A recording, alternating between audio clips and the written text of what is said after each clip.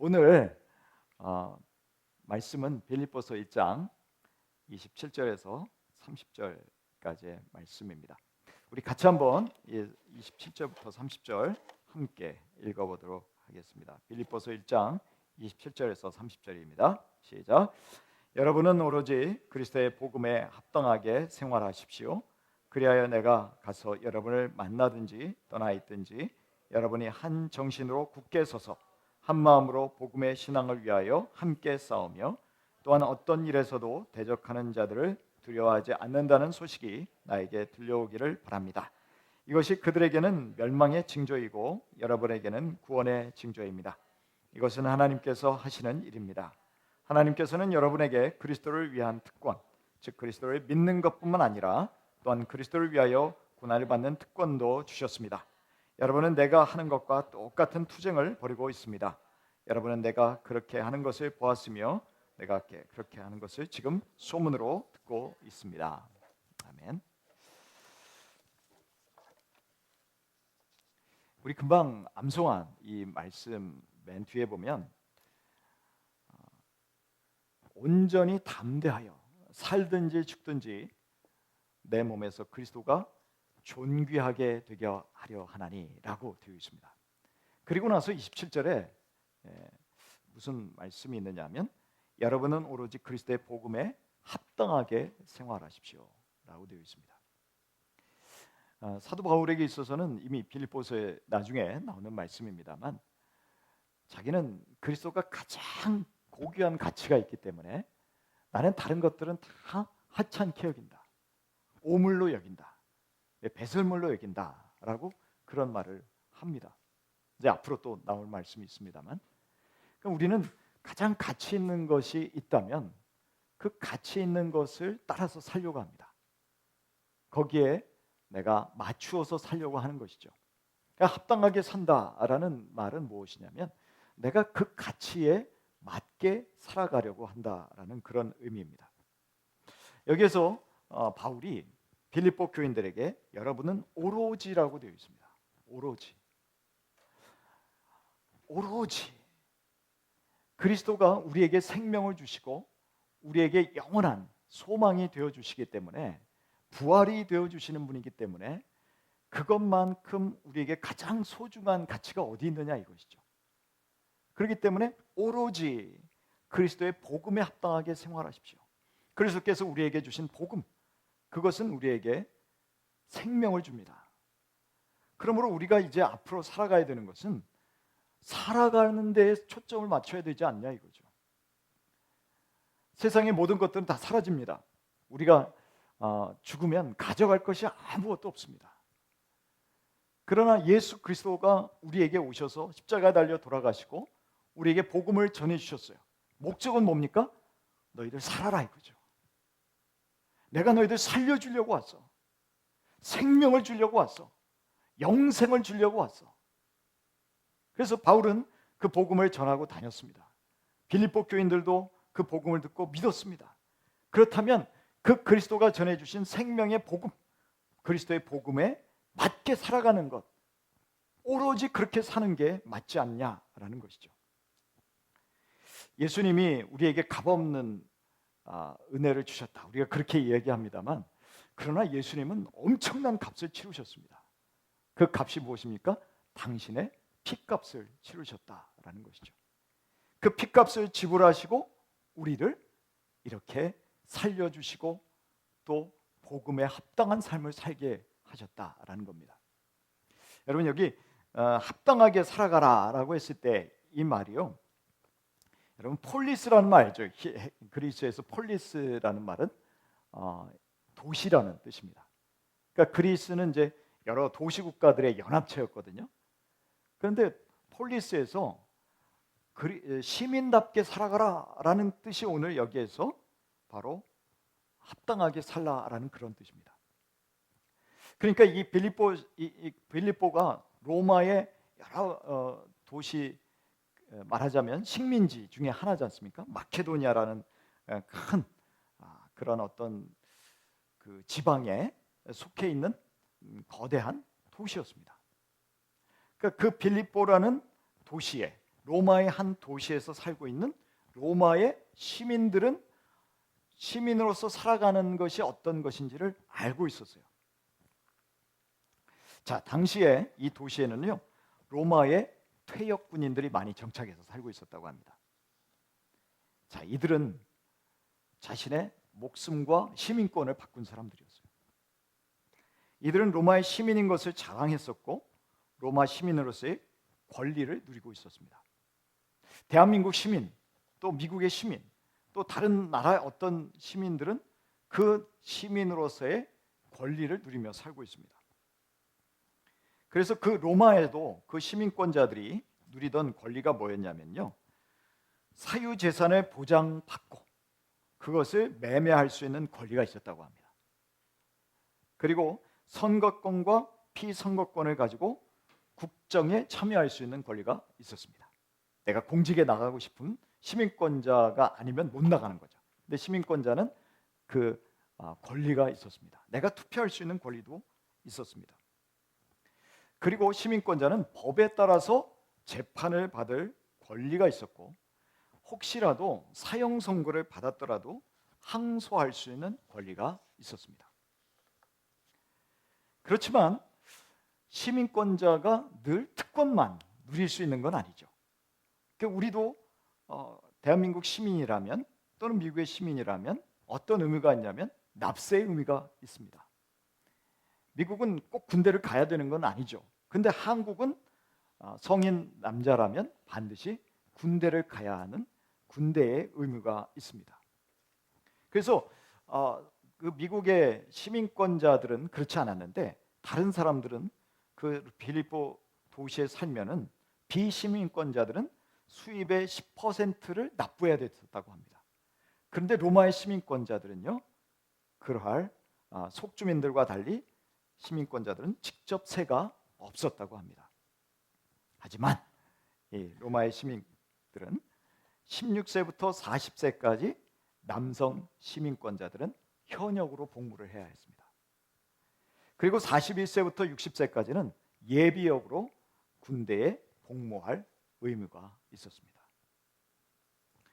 이들은 병역 의무를 수행함으로 직접 세를 대신 낸 거예요. 그래서 제가 앞에서도 자기의 몸값과 바꾼 게 이제 세금이라고 말씀드렸죠. 이 사람들은 얼마든지 차출돼서 전쟁터로 나가면 죽을 수도 있었습니다. 따라서 병역은 피해 세금이라고 불리기도 했습니다.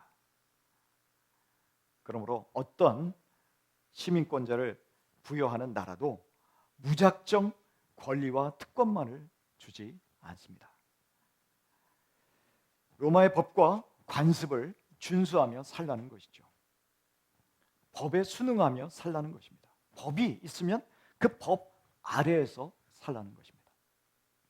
여러분, 이스라엘 백성들이 하나님께서 노예에서 해방시켜 주셨어요. 이집트의 노예 생활에서 자유민으로 해방시켜 주셨어요. 그리고 나서 자유민인데 네 마음대로 살아 그러면서 방종하게 살려고 하지 않았습니다.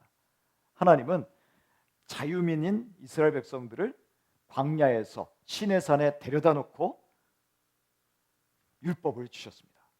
법을 주셨습니다. 여러분, 아담과 하와를 창조하셨을 때를 한번 생각해 보세요. 아담과 하와에게 에덴 동산을 쫙 주시면서 이 에덴 동산에 있는 거 다 네가 마음대로 통치할 수 있어. 마음대로 통치할 수 있어. 다스려 봐 라고 했어요. 근데 그걸로 끝났나요? 그렇지 않습니다. 하나님은 그런데 말이야, 한 가지는 하지 마라. 법을 주셨어요. 저 선악과는, 동산 중앙에 있는 선악과는 절대 따먹지 마. 너가 저걸 따먹는 날에는 분명히 반드시 죽어라는 법을 만들어 주셨다. 그런데 아담과 하와가 그 법을 깨뜨렸잖아요. 그래서 에덴 동산에서 쫓겨나고, 그래서 진짜 당장 죽지는 않았지만 하나님과의 관계가 깨어지고, 그 다음에 한참 오랜 후에 육신의 생명도 끊어지는 죽음이라는 걸 맞이하게 됐습니다. 하나님이 주신 법을 어기면 그런 대가를 치르게 되는 것이죠. 이스라엘 백성들에게도 너희가 자유민으로 이제 나하고 같이 살자. 그런데 나하고 살려면 너희들은 그냥 가나안 백성이나 이집트 백성들처럼 아무렇게나 다른 우상들을 섬기면서 살면 안 돼. 이제 나를 섬기는 하나님의 백성이 되었으면, 내 백성이 되었으면 내 백성에 합당한 걸맞는 삶을 살아야 돼. 그래서 주신 게 십계명이고 많은 계명들이었다라는 것이죠. 필립보에 있는 시민권자들도 그렇지, 우리는 시민으로서 합당하게 살아야지라는 생각을 가질 수 있었다라는 것입니다. 여러분은 우리 한번 에베소서 4장을 한번 같이 가보실까요? 에베소서 4장 1절에서 3절인데요. 우리 앞에 스크린에 나와 있습니다. 에베소서 4장 1절에서 3절 함께 같이 읽겠습니다. 그러므로 주님 안에서 갇힌 몸이 된 내가 여러분에게 권합니다. 여러분은 부르심을 받았으니 그 부르심에 합당하게 살아가십시오. 겸손함과 온유함으로 깍듯이 대하십시오. 오래 참음으로써 사랑으로 서로 용납하십시오. 성령이 여러분을 평화의 띠로 묶어서 하나가 되게 주신 것을 힘써 지키십시오 라고 되어 있습니다. 그러니까 예수님이 이 땅에 오셔서 다시 한번 하나님의 백성으로서 살아가는 삶의 그 기준들을 말씀해 주신 게 산상수훈이었어요. 그리고 그 산상수훈들을 갖다가 우리에게 맞게 적용해서 풀어준 게 바로 사도 바울이 이야기하는 거예요. 베드로가 이야기하는 거예요. 야고보가 이야기하는 거예요. 그런데 그것이 다 구약하고 연결이 돼요. 구약하고 전혀 다른 게 아니라 구약에서 말씀하신 하나님 사랑, 이웃 사랑, 예수님도 오셔서 원수까지도 사랑하고 말씀하셨죠.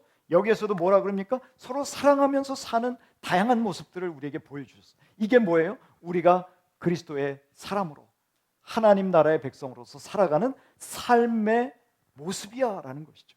이것이 바로 우리가 합당하게 살아가는 모습이야, 그리스도의 복음에 합당하게 살아가는 모습이야 라는 것으로 주신 것입니다. 그래서 4장 2절에 보면 겸손함, 온유함, 오래 참고 사랑으로 용납하고 성령이 여러분을 평화의 띠로 묶어서, 그래서 어떻게 하자는 거예요? 하나가 되게 하자. 여러분, 이방 교회들, 에베소도 지금 바울이 갇혔을 때 쓴 거거든요. 에베소, 빌립보, 골로새, 그다음 빌레몬, 이게 다 갇혔을 때 쓴 건데, 여기도 합당하게 살아라 라고 에베소 교회에다가도 또 동일하게 이런 권면을 하고 있습니다. 당시에 유대인들도 있었지만 그러나 대부분의 이방 사람들이 그 안에 교회를 이루고 있었어요. 얼마나 다양한 사람들이 있었습니까? 여러분, 우리 교회 생활하면서 어떤 때 보면은 사회에서는 절대 만날 수 없는 사람들인데 이 교회 안에 오니까 만나는데 어떻게 이렇게 생각도 다르고 가치관도 다르고 서로 이렇게 자라온 배경도 다르고, 그래서 어떤 때는 달라요. 그런데 교회는 어떤 곳입니까? 그 모든 다른 사람들이 모여서 하나를 이루는 곳이라고요. 근데 그 하나를 이루기 위해서는 뭐가 필요합니까? 겸손함이 필요하고 온유함이 필요하고 오래 참아야 되고 사랑으로 서로 용납해야 된다라는 것이죠.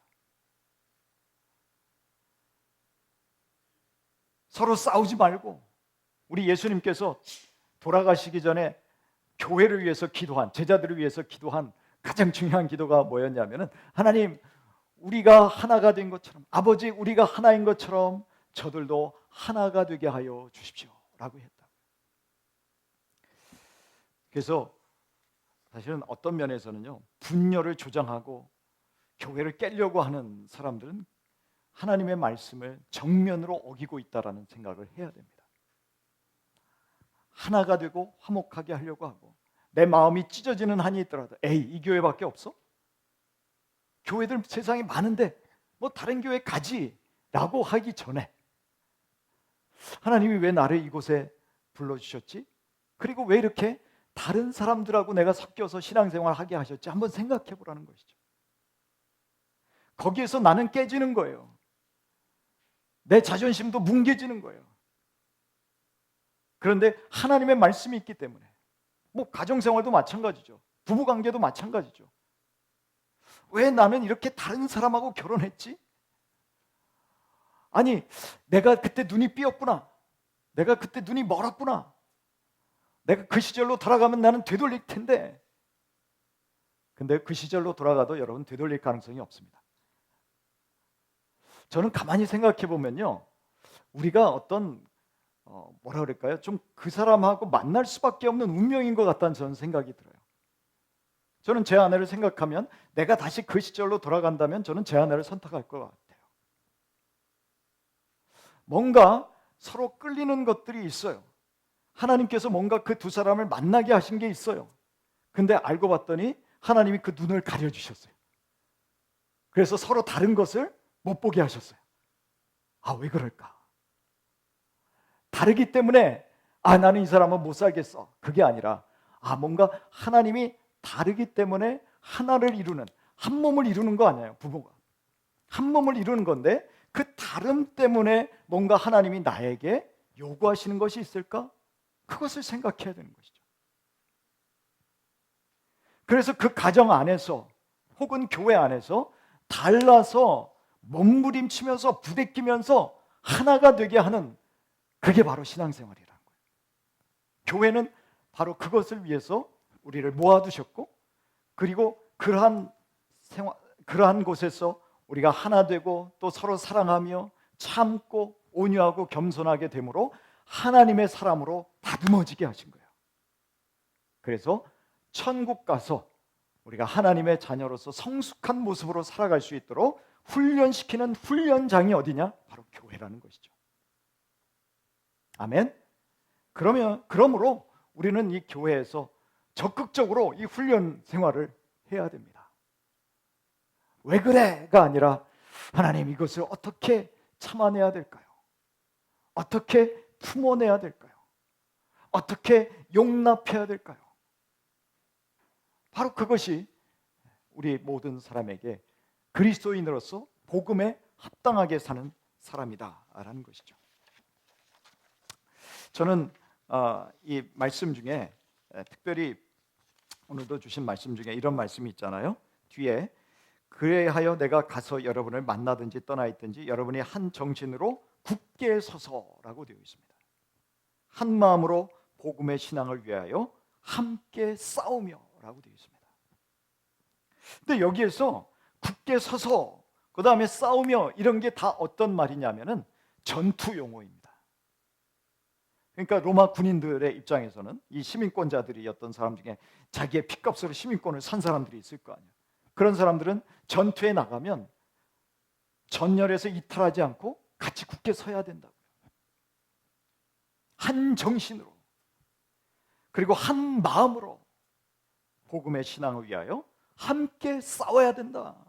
군인들이, 이 시민권자들이, 이 군인들이 가서 그렇게 싸웠던 것처럼. 이게 진짜 어떤 교회가 뭐 무기를 들고 싸우라는 그런 이야기는 아니죠. 우리 예수님께서는 그런 말씀을 하신 적이 한 번도 없습니다. 사도들도 너희들 무기 들고 나가서 대항해서 싸우라고 한 적이 한 번도 없습니다. 여러분, 예전에 구소련에서요, 예수 믿는 사람들을 뭐 잡아다가 그 시베리아 수용소에 가두기도 하고, 그리고 많이 핍박했습니다. 뭐 북한은 말할 것도 없죠. 우리는 북한 체제를 이렇게 보면서 저 우상의 체제, 그리고 기독교인들을 가장 극심하게 핍박하는 나라 중에 가장 최상위권이 누구냐 하면 북한입니다. 우리는 그런 나라를, 우리의 동족들인 그런 나라를 위에 두고서 살고 있다고요. 근데 저는 가만히 생각하면 저 자신도 그렇지만 저 나라에 있는 우리의 동족들이 자유를 얻고 신앙생활을 할 수 있도록 기도하지 않는다는 건 우리의 죄악인 것 같아요. 저들이 진짜 해방될 수 있도록 기도해야 되는 것이 진짜 우리 그리스도인들이 해야 되는 그러한 기도가 아닌가라는 생각을 할 때가 많습니다. 근데 북한도 그랬지만 소련은 그거보다는 좀 덜했던 것 같아요. 구소련은. 그런데 7, 8명이 조용히 모여서 기도하는 곳에 비밀 경찰들이 들이닥칩니다. 이 비밀 경찰들은요, 겉에는 고무로 되어 있지만 그러나 안에는 쇠파이프로 되어 있는 곤봉을 들고 간다고요. 그래서 조용히 이렇게 예배드리고 있는 곳에 가서 사람들을 구타하고 그 다음에 성경책을 뺏어오고, 이 한 사람이 그 해군 사관학교 생도였는데 이 비밀 경찰을 그 해군 사관학교 생도들 중에서 이렇게 차출한다고 합니다. 그러면 돈도 많이 줬다 그래요. 그 가서 해보니까 재미가 쏠쏠하거든요. 돈을 받고. 근데 한 가지 좀 찜찜한 거는 내가 가서 사람들을 패야 된다는 거. 몽둥이로 때려야 된다는 거. 그리고 가서 성경책을 뺏어와야 된다는 거. 이런 것이 마음에 걸렸지만 여러분 한 번, 두 번 사람 때리기 시작하면요, 그게 습관이 되고 아무렇지도 않게 됩니다. 근데 이 비밀 경찰이었던 이분이 의아하게 생각한 것은 아무도 가서 때리고 또한 성경책을 뺏어가는데 저항하는 사람이 없었다라는 것이죠. 때리면 때리는 대로. 그런데 참 재밌는 건 자기가 3학년 때, 2학년 때인가 3학년 때인가 여기에 차출됐는데 그 당시에 통계적으로 한 3천 명이었던 사람이 그렇게 박해를 하는데도 2년 사이에 3만 명으로 늘어났다라는 것이죠. 그래서 이 비밀 경찰들이 할 일이 더 많아지는 거예요. 막 가서 또 사람들 때리고 뺏어오고. 굳게 선다라는 건 뭐냐면은 그러한 박해를 받는 가운데서도 그리스도를 배반하지 않고 그리스도를 끝까지 섬기겠다고 굳게 그 복음 안에 서는 것을 의미합니다. 나중에 이 사람이 이제 어느 단체에 가서 또 그 짓을 한 거예요. 막 사람들을 때리고 또 성경도 뺏어오고 하는데 갑자기 몽둥이를 들어서 때리려고 했더니 뒤에서 누가 자기를 붙잡는 것처럼 이게 안 움직여지더라는 것이죠. 그래서 뒤에 쳐다봤더니 아무도 없어요. 한 두세 번 하고 나서 이거 내 몸이 이상한가? 그리고 그만두고 돌아와서 이 사람이 성경책을 몰래 숨겨다가 읽어보기 시작했습니다. 그리고 예수를 믿고 나중에 그 해군으로 복무하다가 캐나다로 망명을 하게 됐어요. 하나님께서는 이런 사람도 있게 하시는 이유가 뭡니까? 누군가 그곳에서 복음을 들고 또 복음을 직접적으로 전하진 않았지만 말씀을 읽고 예배하는, 포기하지 않고 복음 안에 굳건히 서는 사람들을 통해서 또 한 사람을 구원하시기 위한 역사를 이루셨다는 것이죠. 저는 작년에 한번 우리 크리스찬들 교회들이 쫙 모여서 우리 차별금지법 반대한다고 큰 집회를 연 적이 있습니다. 그런 게 뭡니까? 굳게 서서 같이 함께 싸우는 거예요. 우리가 무기를 들고 뭐 예전처럼 이렇게 돌멩이를 든다든지 화염병을 든다든지 그런 건 절대 아니죠. 그런데 합법적인 방법으로 우리가 차별금지법 반대합니다 라는 걸 외쳤어요. 그리스도인들이 다 모였어요. 정치적인 색깔에 상관없이 다 모였어요. 왜 그런지 아십니까? 그러한 법이 통과가 되면 그리스도인들의 신앙생활은 위축받기 때문에 그렇습니다. 여러분 디모데전서 2장에서 바울이 디모데에게 의정자들을 위해서 기도하라 그러잖아요. 그런데 이유가 뭡니까? 너희가 고요하고 평안한 중에 신앙생활하기 위해서다. 고요하고 평안한 중에 신앙생활 하다가 우리가 전도도 할 수 있는 거지. 핍박 중에 있다면 우리가 전도할 수 있습니까? 우리가 정치적인 색깔도 다르고 그렇다고 하더라도 그러나 이거 하나만큼은 우리 크리스찬들이라면 굳게 서서 한 마음이 되어서 싸워야 돼요. 그게 뭐냐? 자유롭게 복음을 전할 수 있는 것은 막지 마. 이거예요. 우리의 크리스찬들의 입을 막지 마. 여러분 이 부분에 있어서는 우리가 함께 복음을 온전히 전할 수 있는 사회가 될 수 있도록 우리가 함께 해야 된다라는 것이죠. 영국 보십시오. 영국의 차별금지법 찬성이 되고 그러니까 기도하는 사람도 잡아가더라고요. 영국이 어떤 나라입니까? 1950년대만 해도 교회마다 사람들이 넘쳐났던 교회입니다. 그런데 지금은요, 복음 전도하러 밖에 나가서 성경책을 전달해줘도 잡혀가요. 여러분 우리가 그런 나라가 되지 말라는 법이 없죠. 그런 법이 평가되면 우리는 그럴 수 있습니다. 다른 나라들이 어떻게 무너지는지 보면서 우리는 깨달아야 돼요. 다른 건 몰라도 우리의 이 신앙의 자유, 복음을 전할 수 있는 자유만큼은 우리들은 굳건하게 지켜야 되겠구나. 그런 마음을 갖는 것이 함께 복음의 신앙을 위해서 함께 싸우는 것이라는 것이죠. 여러분 28절 우리 같이 한번 읽겠습니다. 시작. 또한 어떤 일에서도 대적하는 자를 두려워하지 않는다는 소식이 나에게 들리기를 원합니다. 대적하는 사람들을 절대 두려워하지 않는다는 소식이 들려오기를 원합니다. 자, 그 다음에 또 계속 읽어볼까요? 이것이 그들에게는 멸망의 징조이고 여러분에게는 구원의 징조입니다. 이것은 하나님께서 하시는 것입니다. 여기에서 두려워한다라는 것이 어떤 뜻이냐면 놀란 말들이 수습할 수 없을 정도로 우르르 도망치는 모습을 연상시키는 것입니다. 사실 성도들은 핍박을 당하지만 그러나 영원하신 하나님의 날개 그늘 아래 보호받고 있기 때문에 그것을 기억하고 어떤 일에서도 대적하는 자들을 두려워하지 않는다는 소식을 듣기를 원한다. 이렇게 말합니다. 복음을 대적하는 자들은 그 반대 자체가 멸망의 징조라는 거예요. 저와 여러분이 복음을 전하다가 혹여라도 또 우리의 세상이 어떻게 될지 모르지 않습니까? 그런데 미국에도 어떤 한 주에서는 성경책을 갖다가 금서로 만들려고 했었던 그런 주도 있었어요. 그런데 우리가 살아가는 이 자유로운 너무나 복받은 한국에서도 기독교인들을 갖다가 못 모이게 하고 말씀도 성경도 못 읽게 하는 혹시라도 그런 상황이 벌어진다면 우리 두려워하지 말라라는 것이죠. 복음을 대적하는 자들, 오히려 박해하는 자들은 그 자체가 멸망의 징조라는 거예요. 반대로 말하면 우리는 그 박해를 받는 우린 자체는 뭡니까? 구원받은 증거라는 것이죠. 우리 예수님께서 당연히 그런 박해는 받는 거야 라고 말씀하신 게 있어요. 한번 요한복음 15장을 같이 한번 살펴보실까요? 요한복음 15장입니다.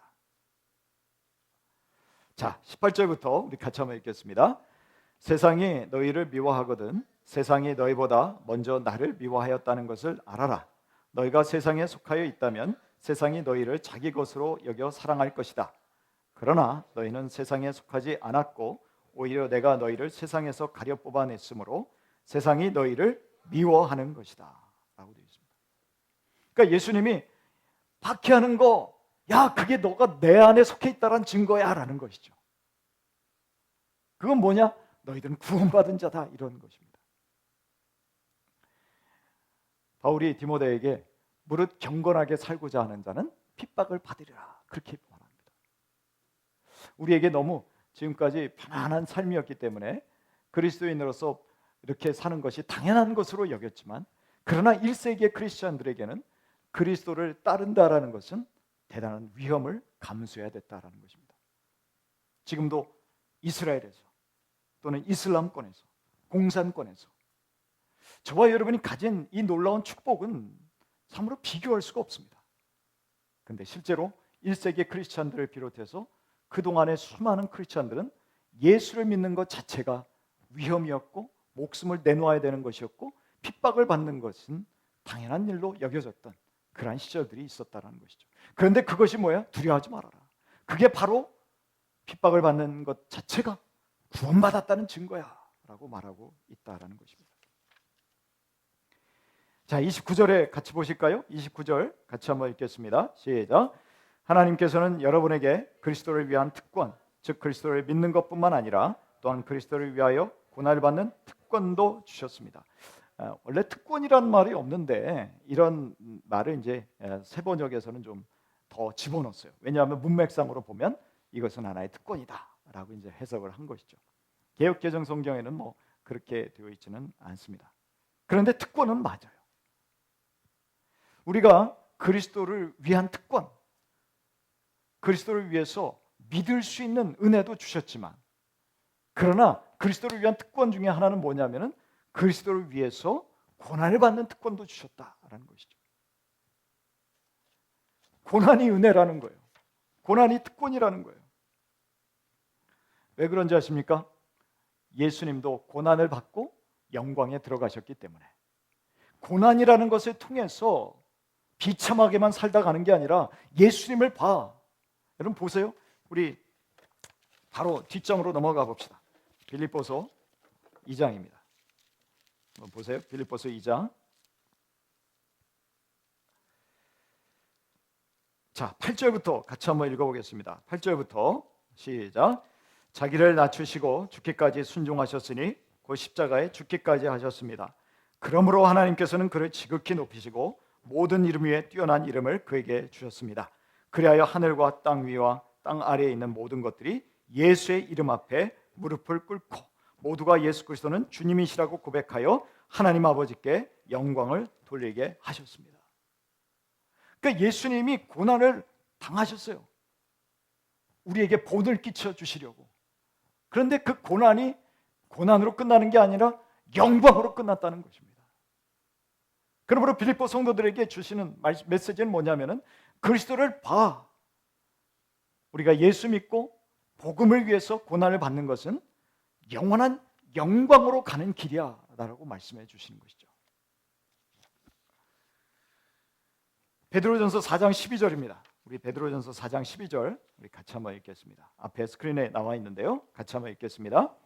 사랑하는 여러분, 여러분을 시험하려고 시련의 불길이 여러분 가운데 일어나더라도 무슨 이상한 일이나 생긴 것처럼 놀라지 마십시오. 그만큼 여러분은 그리스도의 고난에 동참하는 것이니 기뻐하십시오. 그러면 그의 영광이 나타날 때에 여러분은 또한 기뻐 뛰며 즐거워하게 될 것입니다. 놀라지 말래요. 베드로도 야, 이제 앞으로 이런 고난이 있을 거야. 불같은 시험이 올 거야. 지금 자잘하게 우리를 반대하는 것보다 비교도 안 될 만큼 엄청난 시련이 올 거야. 하지만 놀라지 마. 그것은 그리스도의 고난에 동참하는 거야. 그리스도를 위해서 고난을 당하는 특권을 가진 거야. 우리 바울은 그렇게 말하는 거죠. 그러면 그의 영광이 나타날 때 여러분은 또한 기뻐하며 즐거워하게 될 것입니다. 왜 그렇습니까? 우리도 그 영광에 참여하게 될 거니까.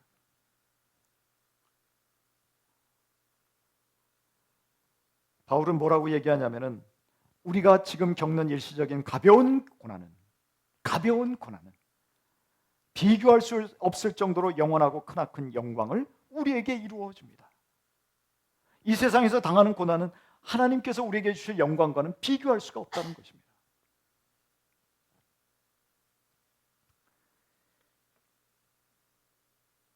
(30절) 말씀 우리 같이 한번 읽고 마무리하겠습니다. 여러분은 내가 하는 것과 똑같은 투쟁을 벌이고 있습니다. 여러분은 내가 그렇게 하는 것을 보았으며 내가 그렇게 하는 것을 지금 소문으로 듣습니다. 지금 빌립보 교인들은요, 바울과 인연을 맺은 지 10년이 넘었습니다.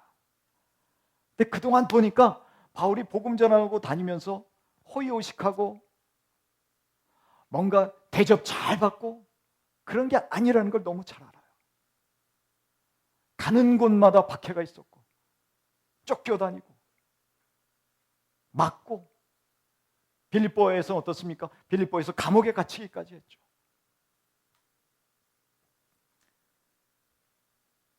그리고 여러분은 내가 당하는 것과 똑같은 그러한 과정을 지나가고 있습니다. 그리고 지금도 내가 갇혀서 당하는 것을 다 듣고 있지요. 소문으로 듣고 있지요. 라고 말합니다. 자, 오늘 복음에 합당한 삶이란 무엇인가를 한번 살펴봤습니다. 우리가 진짜 복음에 합당한 삶이라는 것은 하나님의 하늘의 시민권자로서 하나가 되게 하심을 지켜나가는 온유와 겸손과 사랑과 관용으로 오래 참음으로 살아가는 것이다 라는 것을 다시 한번 되새기는 시간 되기를 원합니다. 그리고 우리는 함께 굳건히 서서 복음의 진리를 위해서 맞서는 것, 세상적인 방식의 폭력이 아니라 우리 함께 굳건히 서서 영적인 싸움을 싸우며 우리에게 이 복음을 전하는 자유만은 우리가 굳건히 서서 지키려고 하는 이런 모습들이 이 시대에 또한 우리에게 주어진 사명이라는 것을, 해야 될 임무라는 것을 또 알았으면 좋겠습니다. 우리에게는 그리스도를 위해서 고난받는 특권도 있습니다. 그러나 예수님을 따라가면 바로 그곳에 고난으로 끝나는 것이 아니라 영광을 받으신 예수님의 영광 가운데 우리도 함께 동참하게 될 것입니다. 오늘도 그러한 복음에 합당한 삶을 우리도 계속해서 살아갈 수 있게 되기를 주님의 이름으로 축복합니다.